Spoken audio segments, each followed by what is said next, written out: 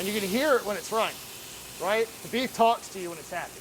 That sound instantly makes your mouth water. But what's going on when you sear meat?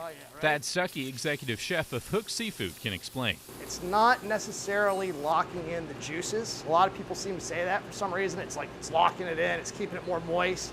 That's not really what's happening. What you're doing is creating a chemical reaction on the surface of your food that is both intensifying the aroma, the texture, and the flavor of that piece of meat. That reaction, called the Maillard reaction, takes the amino acids that are in food and converts them, creating new flavor molecules that we love to taste and smell. Grilled steak, roast chicken, all wonderful byproducts of the Maillard reaction, yet all distinctly different. So the different amino acids and different proteins is why the beef that's cooking right now is going to smell completely different than the scallops we're going to cook in a second. It's not just flavor, this reaction also creates color and texture as those new molecules arrange themselves in little circles on the surface that appear brown. There we go. It's important to note that this is browning, not burning.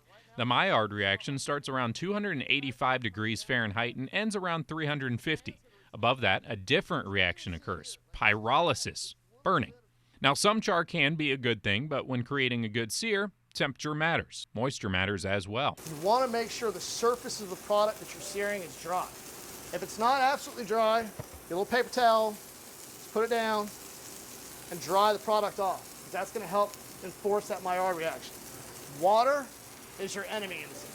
If you have water in your pan, it's going to inhibit that reaction, and you're not going to get an appropriate sear.